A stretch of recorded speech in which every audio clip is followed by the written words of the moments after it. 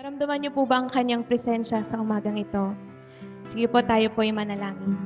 Panginoon, maraming salamat sa pagsama mo sa amin. Maraming salamat sa iyong presensya. Tunay, Lord, na ikaw ay buhay sa iglesyang ito at ikaw ay buhay sa aming mga buhay. Lord, this morning we pray that you open our spiritual eyes and our ears that we may see and hear your voice. And pray, Lord God, that your Holy Spirit will be with us, that we may understand, Lord, your words this morning. This we ask in Jesus' name. Amen. Noong pong first week ng 2014, ano po yung mensahe sa atin? First Sunday. May tatlo po yun eh. Stop, look, and listen. Ano po yung stop? Do not dwell on the past. Wow, alam nila. Ano po yung look? Ano po yung dapat nating tingnan? Look at the new things. Tumingin tayo sa ating Panginoon sa mga bagay na kanya pang gagawin. At ano po yung pangatlo? Ano po yung listen? Kanino po tayo dapat makinig? Sa boses ng ating Panginoon, to focus our ears unto God. And the next Sunday, ano naman po yung mensahe sa atin? After we stop, we look, and we listen sa boses ng ating Panginoon. Ano po yung last Sunday? Press on. Now, when after we hear the voice of our God, His instructions, press on. Set the goals. Kalimutan yung nakaraan and press on toward our goals. And bilang mga anak ng ating Panginoon, tayo po ay nabuhay. Tayo po ay binigyan ng buhay ng ating Panginoon. Para po ano? Ano po yung goal ng ating buhay? Bakit po nabuhay si Ate Glenn? Bakit po nabuhay si Daret, si Ate Yoli, si Kuya Tets, ako, ikaw? Bakit nga ba tayo nabuhay? Ano po, Ate Glenn? Recitation, teacher talaga no? Ate Glenn, ano po yon?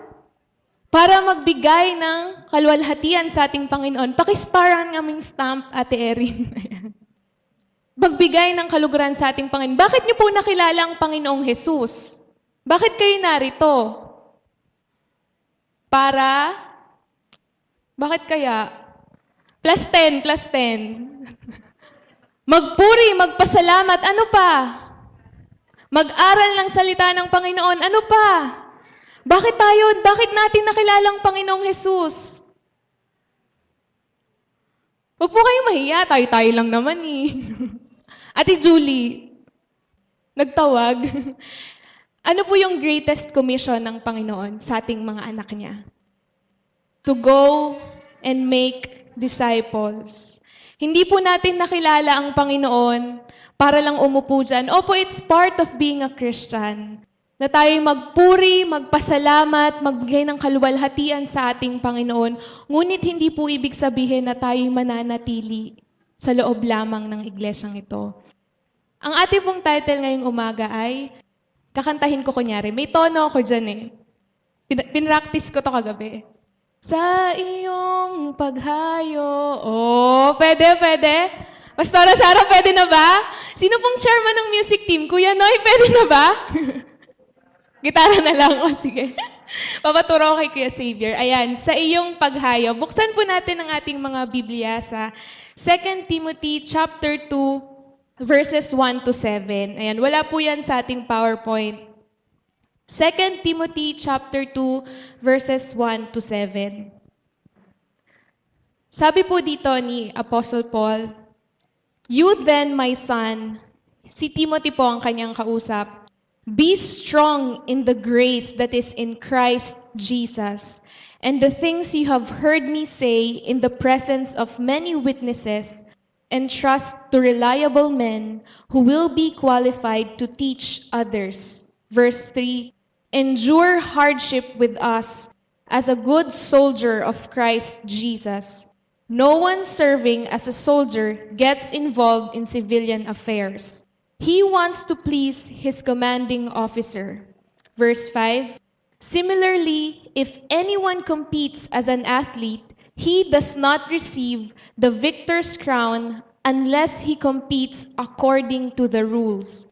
Verse 6, "The hard-working farmer should be the first to receive a share of the crops.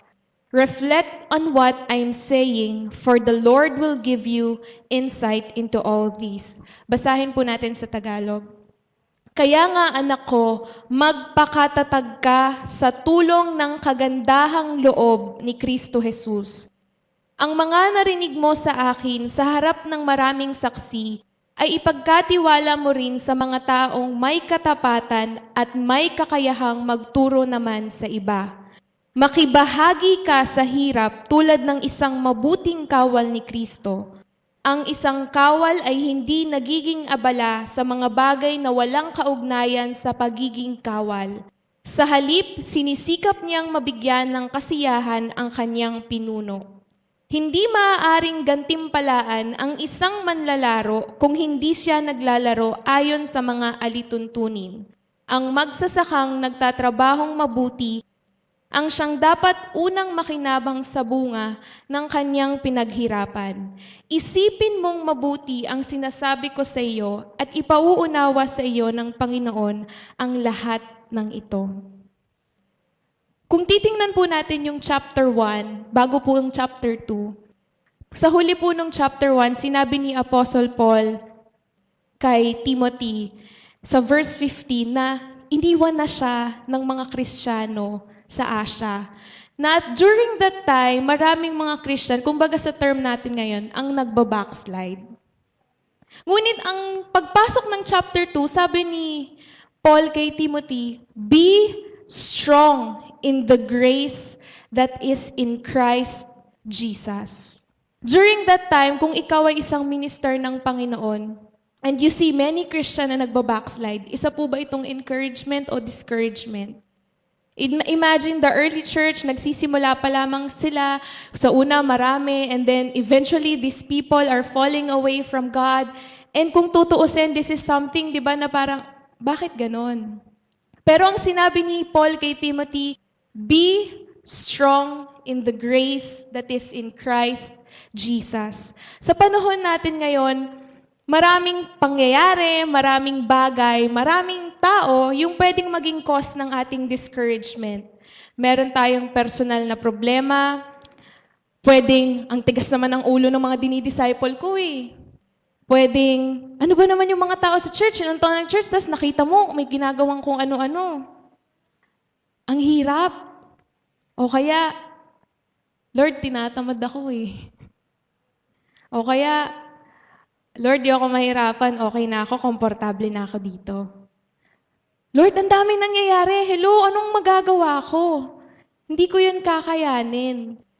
You know, sa panahon natin ngayon, maraming mga bagay na pwede tayong gawing dahilan para sabihin, Panginoon, hindi ko na kayang magpatuloy. Siguro si Ate Glenda, maraming ganong moments na parang, kung tutuusin, Lord, naglingkod ako sa iyo, tsaka ako nagkaganito. Pwedeng nang sabihin na, ayoko na. Di ba?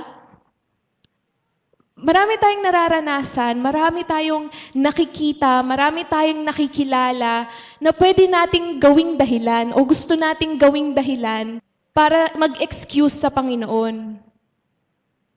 Eh Lord, hindi naman enjoy yan eh. Kanina habang nasa jeep ako, sabi ko, Lord, ano ba yan? 22 pa lang ako. Pwede pa akong kung ano-ano sa buhay. O di ba? Yung mga youth dyan. Di ba? Pag tinawag ka ng Panginoon sa batang edad, pwede mong sabihin na, Lord, bakit yung mga kaklase ko nung college? Nag-enjoy sila. Bakit ako? Dito mo ako tinawag. Di ba? Parang, sayang, di ko na-enjoy yung mga ganong bagay. Young people, and sa mga nakikita nating bagay na to, ano yung sinasabi ng Lord? Be strong in the grace that is in Christ Jesus. Sa batang edad na tinawag kayo ng Panginoon, si Ate Sara, ilang taon po kayo noon? 15? How many years ago po yun? Huwag na nating tanungin. Nagsisi po ba kayo? Di ba hindi? No, young people, gusto ko kayong i-encourage that Timothy was a young minister. Hindi siya 15, hindi siya 20, pero relatively bata siya kaysa kila Paul. Pero hindi niya sinabi kay Paul na, Paul, bata po kaya ako, pwede pa kaya akong maglamyarda? Pwede pa kaya akong gumawa ng mga ganon? Payaan mo naman ako. Pero sa halip na sabihin ni Paul yun, sinabi niya, be strong in the grace that is in Christ Jesus. Magpatuloy ka sa paglilingkod mo sa Panginoon. Even though there are hardships, discouragements around you, mga kabataan, hindi sayang ang iyong buhay kung yan ay ibibigay mo sa Panginoon. Wala kang panghihinayangan. Nag-enjoy man yung mga college friends mo, high school friends mo, sa mga kung ano nung worldly things. Pero ikaw, imagine mo, bata ka pa lang, sa heaven ka na nag-iimpok ng kayamanan. Imagine mo pagtanda mo, di ba? Gano'n na karaming naimpok mo. Iintayin mo pa ba na maging 50 ka? The grace that is in Christ Jesus, ang biyaya ng Panginoon, ang kagandahang loob ng ating Panginoon, ay natanggap natin hindi lamang para tayo iligtas.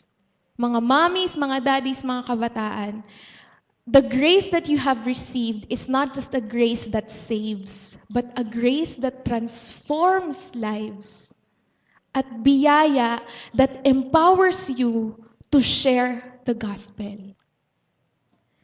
No, ilang beses na nating narinig sa mga sermon na ang buhay Kristiyano ay hindi nagtatapos sa pagtanggap natin sa Panginoon. Actually, ang buhay ng isang Kristiyano ay nagsisimula pa lang sa pagtanggap natin sa Panginoon. Hindi natin pwedeng sabihin na, tinanggap ko na si Jesus, okay na. Our salvation, kailangan wino-work out. Merong sinasabi na tayo minsan, tinitreat natin yung grace very cheap. Why? Papatawarin naman ako ng Lord. I-accept naman ako ng Lord. Kahit tumigil ako ngayon sa paglilingkod, pagka gusto ko nang bumalik, yayakapin naman ako ng Lord eh. Tatanggapin naman ako ng Panginoon. Ginagawa nating cheap. Why? Kasi hindi natin pinapahalagahan. The mere fact na wala tayong ginawa para ma-receive yung biyaya ng Panginoon makes it so precious. Ano po bang ginawa natin para matanggap ang biyaya ng Lord? Nagbungkal ba tayo ng lupa? Nagtrabaho ba tayo 24/7? Wala. Sabi nga sa Romans, when we were still sinners, Christ already died for us. Ganun yung grace ng Panginoon, that it costs a precious lamb ang ating Panginoong Jesus para tayo maligtas. And sa ating mga pinagdaraanan sa buhay, ito rin yung biyaya, ito rin yung kagandahang loob na ibinibigay sa atin ng ating Panginoon. Bawat isa sa atin ay tinawag ng Lord. Sabi sa 2 Timothy 1:9, nagligtas ang Panginoon na nagligtas at tumawag sa atin upang tayo'y kanyang maging bayan.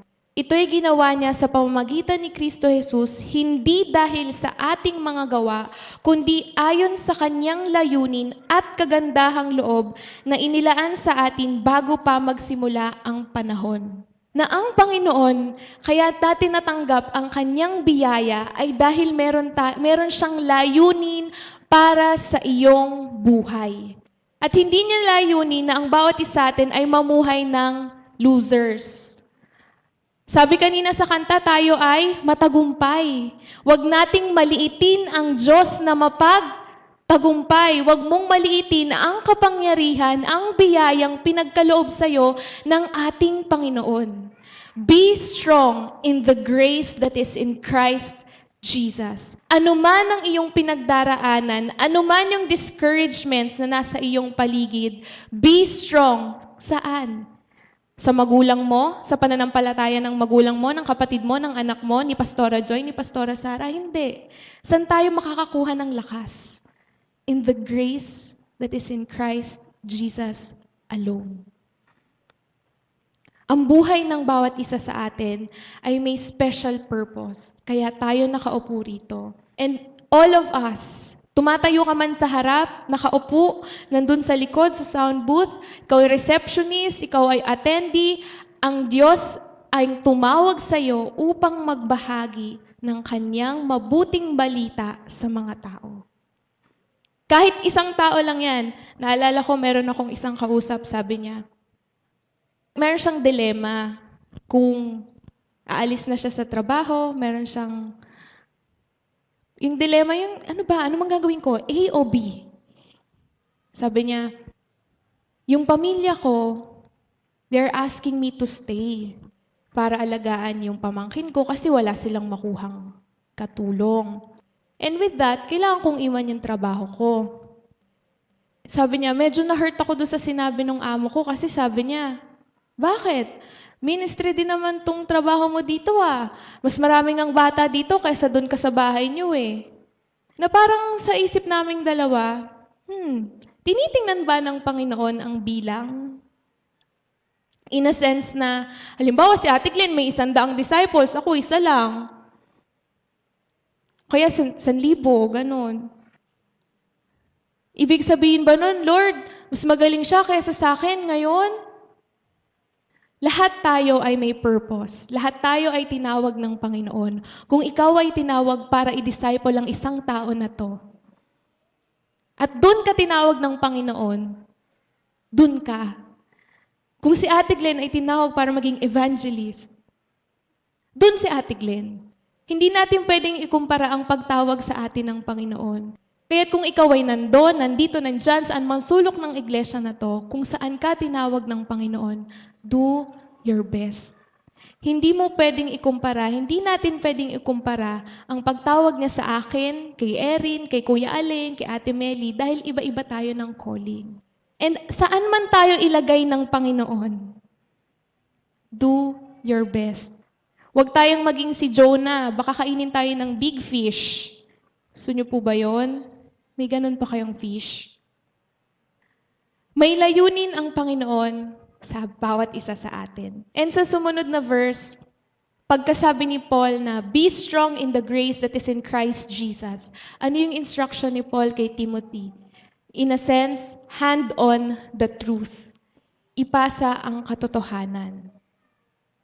Sabi sa verse 2, and the things you have heard me say in the presence of many witnesses, and trust to reliable men who will be qualified to teach others. Kung ito po ay susumahin natin, it's like discipleship.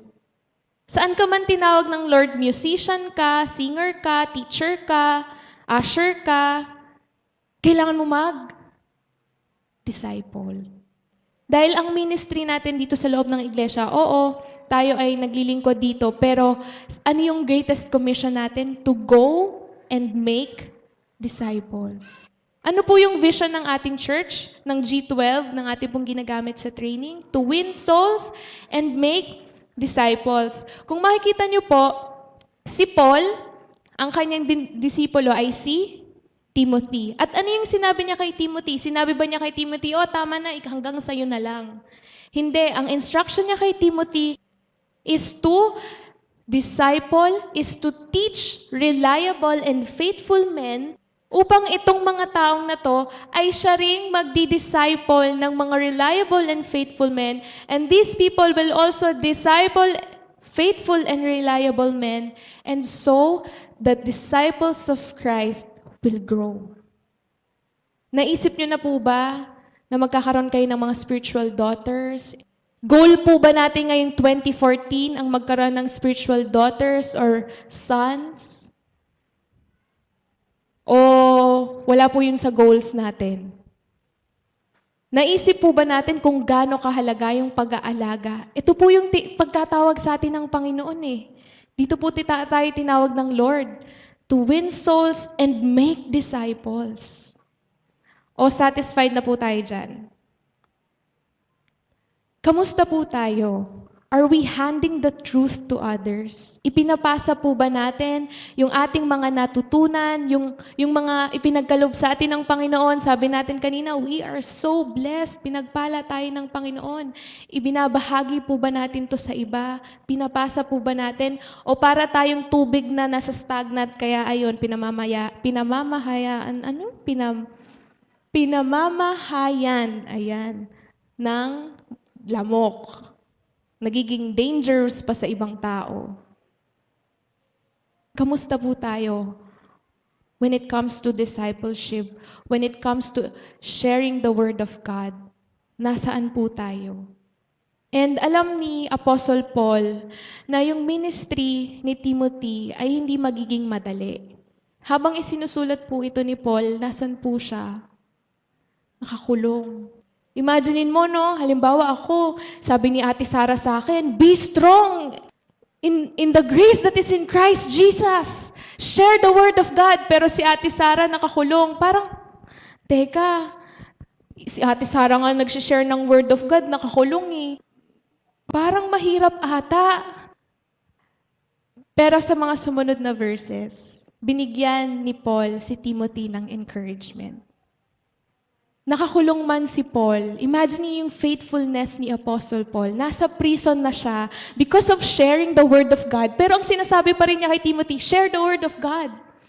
Because even if ang cause ng kanyang pamamahagi ng salita ng Panginoon ay ang kanyang buhay, alam niya na siya ay tinawag to share the gospel, to share the love and the grace that is in Christ Jesus. Handa po ba tayo sa ganon? Handa po pa tayong iwanan yung comforts ng ating mga buhay. Ang malambot na kutsyon. Ang malamig na simoy ng aircon. Buti na lang malamig ngayon. Diba? Ang masarap na lechon. Ang luto ni Ate Meli. Paano po pag sinabi ng Panginoon sa inyo ngayon, He's sending you out? Handa niyo po bang iwan ang masarap na luto ni Ate Meli? Sabi ng Panginoon sa Luke chapter 18, verse 30. Babasahin po natin. Luke chapter 18, verse 29 to 30. I tell you the truth. Jesus said to them, no one who has left home or wife or brothers or parents or children for the sake of the kingdom of God will fail to receive many times as much in this age and in the age to come, eternal life.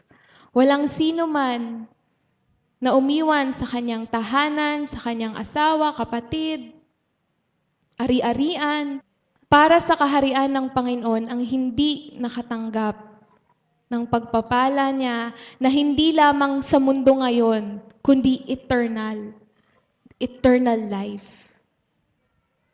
Ito po ang pangako ng Panginoon sa mga anak niya na susunod sa kanyang pagtawag. Na kung ano man ang pinapaiwan ng Panginoon ay kanyang iiwanan for the sake of the kingdom of God. May 30 bagay na ginamit si Apostle Paul to describe the life of ministry. To give encouragement sa kanyang disciple na si Timothy. 3 bagay po, 3 metaphors o mga paghahalintulad ang ginamit ng Panginoon. Yung una po, ito po yung theme ng God's Army, ng GA. Ayan, sa 2 Timothy chapter 2 verses 3 to 4, sabi po dito, endure hardship with us as a good soldier of Jesus Christ. No one serving as a soldier gets involved in civilian affairs. He wants to please his commanding officer. Tayo po ay inihalintulad sa mga sundalo, soldiers. Sino po dito nung bata gustong maging sundalo? Yung mga boys dyan. Si Angel, wow, gusto mo maging sundalo? Hala, parang natakot ako para sa Pilipinas. Biro lang. Di ba yung mga bata, pag yung mga kids, usually gusto nila bumbero, di ba, sundalo. Pero ano nga ba ang kalakip ng isang pagiging sundalo? Pag sasabak ka sa gera, buhay mo yung nakataya. Iiwan mo yung pamilya mo kasi hindi naman pwedeng kasama mo yung mga anak mo sa gera. Yung asawa mo, nandun naghihintay sa quarters, aalagaan ka. Hindi. Iniiwan nila yung kanilang buhay para maglingkod dun sa bansa na kanilang paglilingkuran. Halimbawa, yung mga Filipino soldiers natin, yung kanilang buhay ay inaalay nila para sa kanilang bayan. Meron akong isang na-meet na isang sa Cebu yun, yung bahay nila, so naondoy, na Yolanda. Yung bubong, wala. Ang kwento nung kanilang bahay, yung kapatid niyang sundalo na wala lagi, sabi nung asawa niya, Papa, kailangan magpatayo tayo ng bahay para sa mga anak natin. Kasi yung mga sundalo, yung iba nakatira sa loob ng quarters, iba meron silang bahay sa loob ng kampo, pero walang sariling bahay. Kailangan magpatayo tayo ng bahay. So nagpatayo siya ng bahay sa Cebu. Sabi nung kapatid niya, for 7 years, yung bahay na yon ay inuunti-unti. Hanggang sa dumating si Yolanda. Sa loob ng 7 taon, naghihirap yung sundalo, mapalayo siya sa pamilya niya. He's serving the Philippines. In the same way, he's trying to na mag-provide sa kanyang pamilya. And then, boom! Dumating si Yolanda. Wala, as in yung bubong nila, walang bubong yung bahay nila, yung magsi-CR ka, kita mo yung ulap, ganon. Kasi, wala talaga. And isipin niyo yung hirap ng isang sundalo na mapalayo sa pamilya, mawala sa comforts. Nakakita na po ba kayo ng sundalo na may daladalang luxurious na yung bang social na mga kobre kama, daladala, Sir, Chief, I will use this. Di lagot tayo niya. Lagot siya nun sa officer niya. Nakakita na ba kayo ng sundalo habang nagigera, nag-iPhone? Teka, selfie! Pwede ba nilang gawin yun? Paano sila kumain? Imbang pagkain nila, mga super sasarap na araw-araw nakalitsyon. So, imagine, yung mga soldiers na to natutulog sa gubat, kung nasan man yung gera, iniwanan nila yung comforts ng kanilang buhay para paglingkuran ang kanilang bansa. Handa po ba tayong iwanan yung comforts ng ating buhay? Yung experience ko for just 3 days lang po yun na yung CR namin ganito lang kaliit.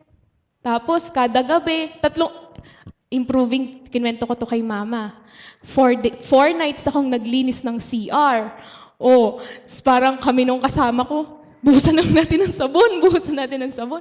Kasi hindi talaga kaaya-aya yung amoy dahil yung CR po namin doon, CR ng lahat.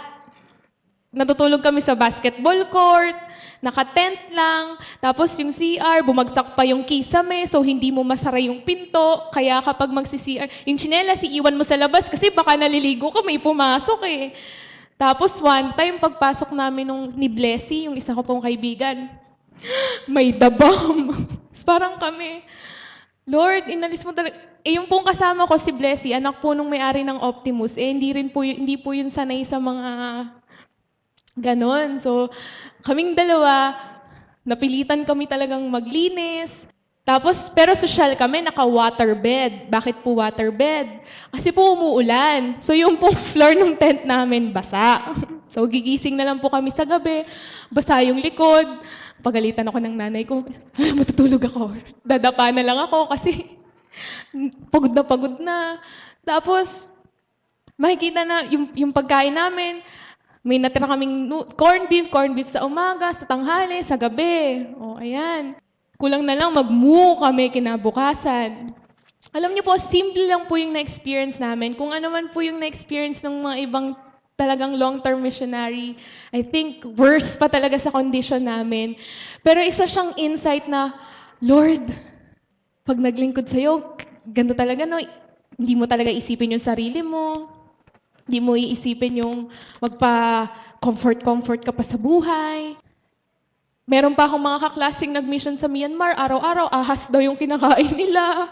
Kakaya niyo po ba yun? Kakain kayo ng mga pagkain na hindi exotic doon sa bansang pinuntahan nila, normal. Paano po pag dinala kayo ng Panginoon sa isang lugar, tas yung pagkain, hindi niyo yun kinasanayan? Isipin niyo po yung mga sundalo natin, ganun din sila, di ba? Ang kwento po nila, hindi sinasabi sa kanila kung ano yung kinakain nila. Hanggang sa pag nakain na nila, sasabihin na lang, ahas yun. So sabi ko, paano kaya kung dalhin tayo ng Lord sa ganun? Can we endure? Simple lang yun sa buhay lang yun. Can we endure persecutions? Can we endure rejection? Kung sa loob ng church, pag nasabihan tayo ng mga leaders natin, ayoko na magpatuloy. Paano pag lumabas tayo at yung mga tao ni-reject tayo? Can we endure? Tinawag po tayo ng Panginoon upang humayo, and these are His words, paalala sa atin, bago sa ating paghayo, kakayanin ba natin? And God is calling us to be like good soldiers, enduring all these things for the sake of the kingdom of God. A good soldier is dedicated. Anuman ang kanyang kinakaharap, nandun yung dedication niya upang ma-reach yung goal ng kanyang pinuno. At sino po ba ang ating commanding officer? Ang Panginoong Jesus. Pangalawa, a good soldier is faithful to the one who called. Siya po ay tapat sa tumawag sa Kanya. Sino po ang tumawag sa atin? Ang ating Panginoong Jesus. Dito po sa Pilipinas, isang way para malus ang inyong citizenship, mawala ang iyong pagka-Pilipino, hindi ka na i-consider na Filipino citizen, ay maglingkod sa army ng ibang bansa. So halimbawa, ikaw ay Pilipino, natira ka sa Amerika, tapos na-enlist ka sa US Army. Hindi ka na pwede mag-dual citizenship. Di ba po may mga Pinay na dual citizenship? Pero once na na-enlist ka na sa army ng US or ng ibang bansa, hindi ka na makakonsider na Filipino citizen. Bakit? Paano kung nagkaroon ng gera Amerika tsaka Pilipinas? May conflict sa interest mo. Kasi, kanino ka? Kanino ka lalaban na sundalo? Sabihin natin kinuha ka ng Pilipinas, American citizen ka, pwede kang magkaroon ng hesitation, baka isipin nung commanding officer ng Philippines, magkaroon ka ng pagdududa, kasi American citizen din ako eh. So one way para malus ng isang Pilipino ang kanyang citizenship is to serve another army. And tayo bilang mga Kristiyano, we cannot serve two masters. Yung conflict of interest sa ating mga puso ay magkakaroon kung hindi tayo magiging tapat sa ating Panginoon. Isa pang example ng mga sundalo, alam niyo po, World War II, ang laging kontrabida, Japan. Diba? Pag nakakausap ako ng Koreano, lalo na yung mga Koreano, galit yun sa mga Hapon. Tapos yung mga Amerikano, may mga negative din sila sa mga Hapon. Most ng history na alam natin, kontrabida yung mga Japanese. Pero habang tinitingnan ko, kasi bias yung history ng alam natin eh, dahil puro, in favor of the Americans, ganyan. Meron ng isang pelikulang napanood na pinakita nila yung side ng World War II sa mata ng mga Hapon. At isa po yung hinangaan ko sa mga sundalong Hapon. Yung kanilang dedication, faithfulness sa kanilang bansa. Na mas pipiliin pa nilang patayin yung kanilang mga sarili kaysa ma-capture ng mga kalaban. Alam niyo po yung Granada, as in tatanggalin nila yung pinya, yapusin nila yung Granada, yung matatalo na sila kasi may isang island na yun yung last frontier, Iwo Jima, na matatalo na sila ng mga American troops. And sa halip na maging slave sila ng mga Amerikano, they choose to die. Na mas pipiliin pa nilang mamatay para sa Japan kaysa maging slave ng Amerika. Kaya po ba natin maging katulad ng mga martir noon na mamatay para sa ating Panginoong Jesus kaysa maging alipin muli ng kasalanan? O magko-compromise tayo? Naalala niyo po yung mga kinuwento ni Pastora na illustrations, ginagawang human torch. Siyempre ngayon, magagalit na yung Commission on Human Rights. Pero sa Pakistan, I remember may news, how many Christians nakabalot ng puting tela, nandun, nakapila, kanilang mga bangkay. Hindi man sila ginawang human torch, pero they get the same torture. Kaya po ba natin yun? We must become faithful. Do not be entangled with what are worldly. Hindi lahat ng nasa secular na mundo ay masama. Ngunit kung ito ang siyang nakakahadlang sa iyong paglago sa Panginoon at sa iyong pagsunod sa kanyang pagtawag, may problema tayo doon. Kung ano man yung bagay na yan, kahit nag-e-enjoy ka, kahit masaya ka, pero yan yung humahad lang sa'yo sa paglago mo sa Panginoon, sa paglapit mo sa Kanya, kahit nag-e-enjoy ka, hindi ka nag-grow sa Lord. May problema tayo doon, kapatid. Be a good soldier. Makibahagi tayo sa laban. Pangalawa, ang maging isang athlete. Tayo ay kinumpare sa isang atleta. Sabi sa verse 5, similarly, if anyone competes as an athlete, he does not receive the victor's crown unless he competes according to the rules. Nung pong mga nakaraan na sinulat ni Apostle Paul, kinumpare niya tayo sa athlete sa pamamagitan ng pagtitraining, di ba? We must train, we must have discipline. And dito naman po, sa konteksto nito, ay kanyang kinumpare tayo bilang athlete na sumusunod sa mga alituntunin. We must abide by the rules. Kasi di ba, pag hindi sumunod sa rule, nadi-disqualify. Sino dito yung mga varsity? Di ba, kapag hindi ka sumunod sa rule, may violation. Si Angel, varsity ulit, soldier na athlete pa. Basketball. Yan.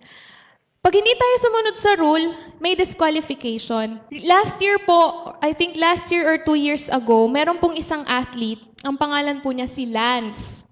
Lance, hindi siya Drac, Lance Armstrong. Ayan.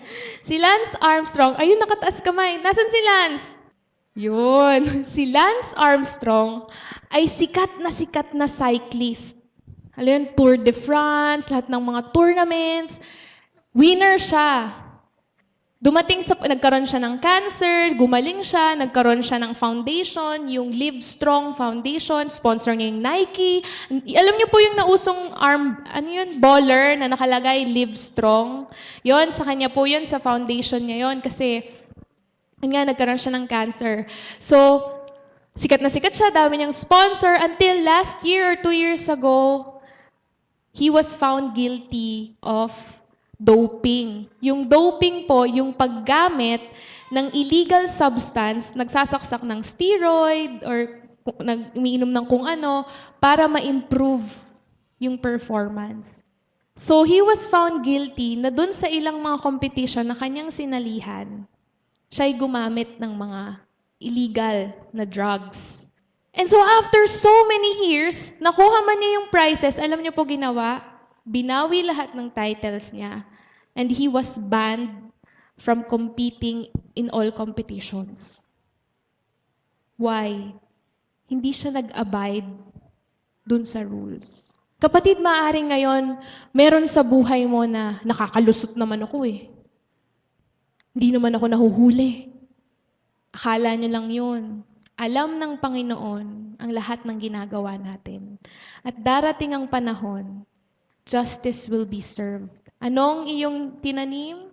Siya mong aanihin. San ka man nag-invest, dun ka rin aani. So kung ini-invest mo ang buhay mo sa pagsuway sa Panginoon, ang Diyos natin is just enough. Kaya ngayon pa lang, God is calling you to repent, to turn away. Ano man ang iyong ginagawa, ano man ang ating ginagawa na hindi nakalulugod sa Panginoon, we must repent. Kasi tinawag tayo ng Panginoon to become law-abiding athletes.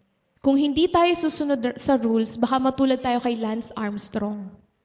Hindi natin makamit, hindi natin matanggap kung ano yung premyong dapat na naghihintay sa atin. Kung ano yung inilaan para sa atin ng ating Panginoon. Sabi sa Romans 6:15-18, what then? Shall we sin because we are under the law, but we are not under the law, but under grace? By no means. You have been set free from sin and have become slaves to righteousness. Shall we sin because we are not, may not po yun, we are not under the law, but under grace? So dahil ba, sabi mo, Ate April, ang biyaya ng Lord, nandyan eh. Magiging excuse ba yon para patuloy tayong maging makasalanan? Hindi. Why? Because of the grace of God, hindi na tayo alipin ng kasalanan, but we are now slaves of righteousness. The fact na tinanggap mo ang biyaya ng Panginoon, na tinanggap mo ang kapangyarihan ng Panginoon, tinanggap mo ang banal na spirito, it means kailangan mamuhay tayo to live up to who we are. And we are Christians, Christ disciples, empowered by the Holy Spirit, living under the grace of God. Can you say na ikaw ay nabubuhay sa ilalim ng biyaya ng Panginoon kung ang buhay mo ganun pa rin? We're not under the law but under the grace. But by no means, ikaw ay pinalaya na ng Panginoon sa kasalanan. And you are now slaves, not to sin, but to righteousness. If we do not abide, we may not receive the prize that God has allotted for you. Anumang level mo, bagong mananampalataya, matagal ka ng Kristiyano, matagal ka ng minister ng Panginoon, pare-parehas tayo. We all have to work out our salvation. Hindi ibig sabihin na nakatayo ako sa harapan nyo, ay titigil na rin ako. Habang ginagawa ko, pinaalala sa akin ng Panginoon na, anak, ang buhay patuloy. Anak, ang pagsik mo sa akin patuloy. Anak, ang paghahanap mo, ang pakikinig mo sa akin, ang pagsunod mo sa akin patuloy. Hindi ang titulo, hindi ang posisyon, ang guarantee. Pero lahat tayo, bawat isa sa atin, must keep on seeking God. God is infinite. Walang katapusan ang pagkilala natin sa Kanya. Pangatlo, we were compared to farmers, mga magsasaka. Ang description po ng farmer sa verse 6, the hard-working farmer. Isang magsasaka na masipag. We have to work. Meron tayong kailangang gawin. Naisip niyo po ba yung work ng isang farmer? Gigising sa umaga, di ba? Unang proseso, magbubungkal sila ng lupa, tapos magtatanim, aalagaan yung kanilang itinanim. Tapos, for how many months pa, tsaka pa lang sila pwedeng umani. Hindi pwedeng pagkabungkal, tinanim, tititigan, tubo, may bunga na. Yung farming, it takes time. And it takes work. Na-imagine niyo po ba ang puno na mamumunga po ba yan ng maganda kung hindi natin aalagaan? Yung proseso para magkaroon ng bunga ay hindi mabilisan at hindi basta lang nangyayari. May effort na ine-exert. We cannot expect crops to bring good quality fruits kung papabayaan lang natin. No work, no harvest. Sabi sa Kawikaan 20 verse 4, ang magsasakang, ano po? Parang mahina. Ang magsasakang tamad magbungkal ay walang maaani pagdating ng anihan. Ang magsasakang tamad, wala silang maaani. Why? Tamad, di naman nagtatanim. May isa pa sa Proverbs, sabi niya, tiningnan ko yung farm, yung bukirin ng isang farmer na tamad. Ayun, ang nakita ko, mga vines, nag-grow, mga grass. Hindi namumunga. Kasi hindi binubungkal, hindi inaalagaan ng magsasaka. So, we have to work. May effort para sa atin. And ano ba yung bunga na pinag-uusapan dito? May dalawang klase po ng bunga na pwede nating tingnan. Una, sa ating pong buhay, kapag may pinaparanas ang Panginoon, kapag may pinagdadaanan tayo, sino po yung unang binabago ng Lord? Bawa may pinagdadaanan si Ate Fe. Sinong unang binabago ng Panginoon? Yung sitwasyon mo ba? Yung ating mga sarili. Sa bawat pinagdadaanan natin, sa bawat pagsunod natin sa Panginoon, hindi yung sitwasyon, kundi tayo yung kanyang unang binabago. Yung pag-work ng Panginoon sa atin. And isa po itong bunga. Kung titingnan po natin yung ating mga sarili, bago natin makilala ang Panginoon, at ngayon, may nakita po ba kayong pagbabago sa inyong mga sarili? Or may nababanggit po ba yung mga tao, uy, di ka na masungit ah. Kaya, uy, di ka na masyadong suplada. Uy, di ka masyadong selfish. Mga ganon. May nakikita po ba tayong pagbabagong ginagawa ng Panginoon sa ating mga buhay? Amen. Dahil ang ating Diyos na buhay. At ang unang bunga na nare-reap natin ay itong pagbabagong ginagawa ng Panginoon sa ating mga buhay.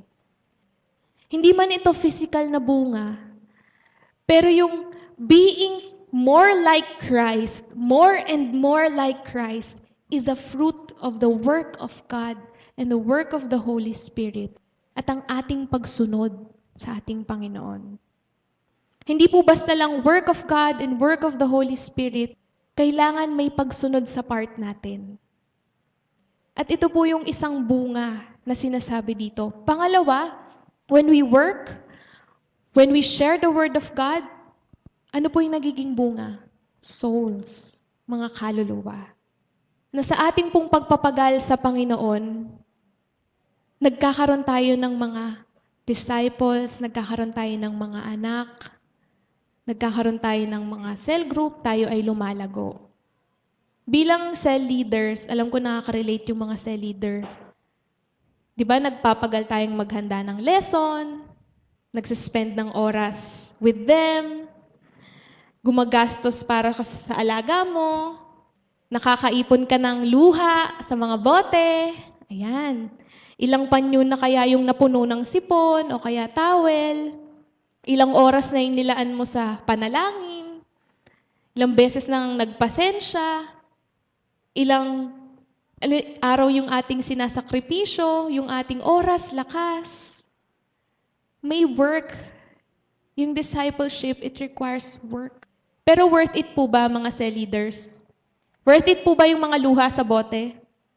Amen. Because yung investment natin, nasa pangkalahanitan. And while we invest on other people, itong mga tao na to, tulad ng sinabi ni Timothy, teach reliable and faithful men para sila din ay magturo. Nanganganak ng nanganganak.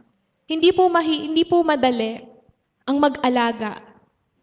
Ngunit, sabi sa verse 1, be strong in the grace that is in Christ Jesus. Ang biyaya ng Panginoon ay sapat upang tayo ay magpatuloy. May bunga ang ating pagpapagal.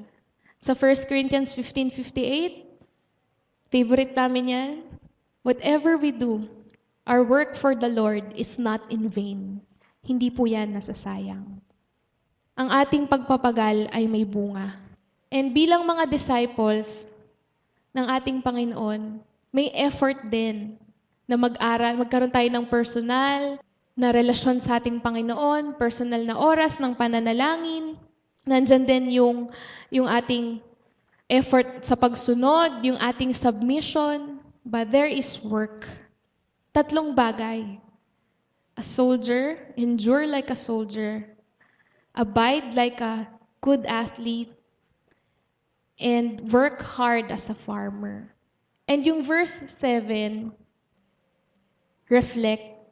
Reflect on what I am saying, for the Lord will give you insight into all these.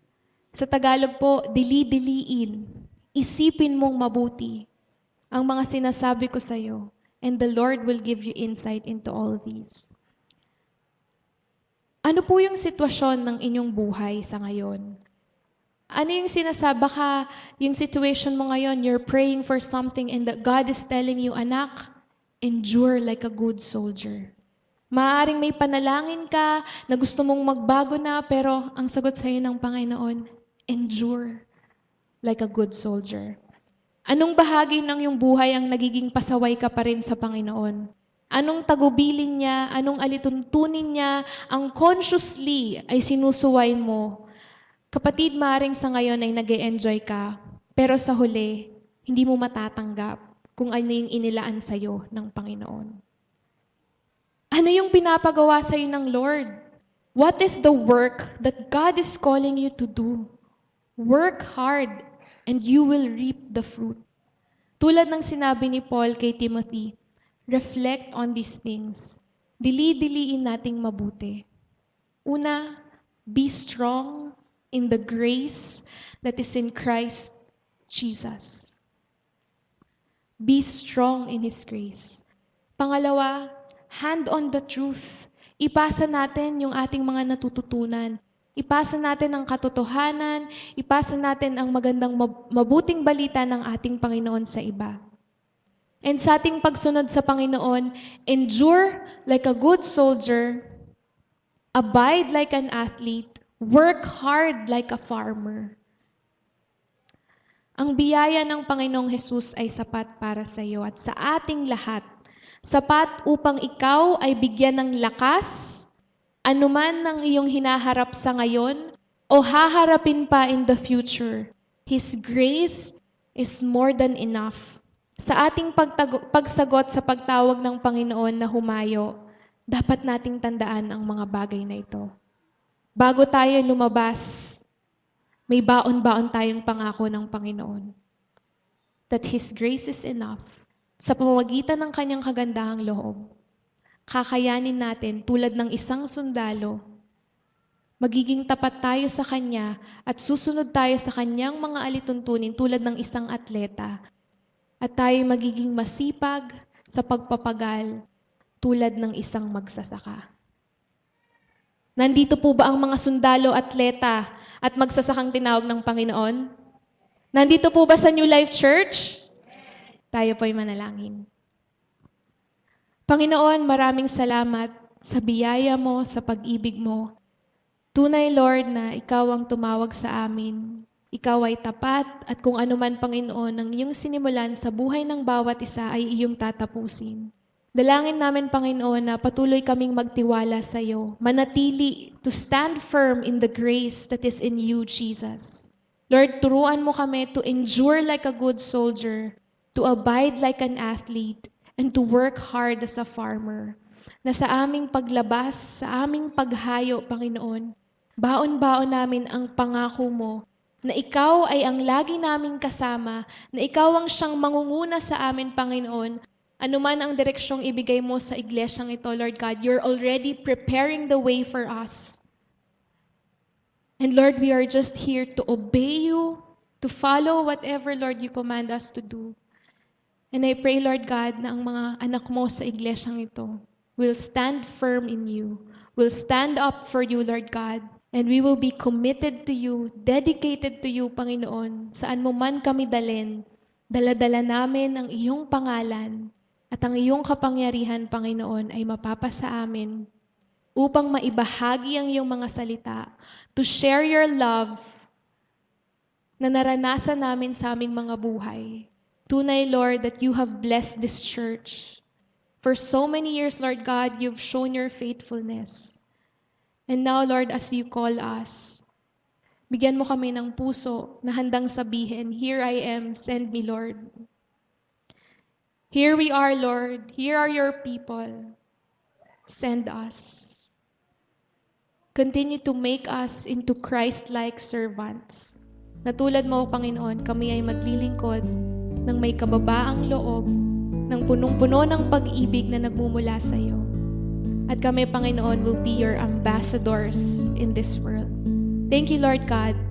Thank you, Lord Jesus. Sa inyo namin, itinataas lahat ng papuri, ng pasasalamat at pagsamba sa tanging pangalan ng aming Panginoong Hesus.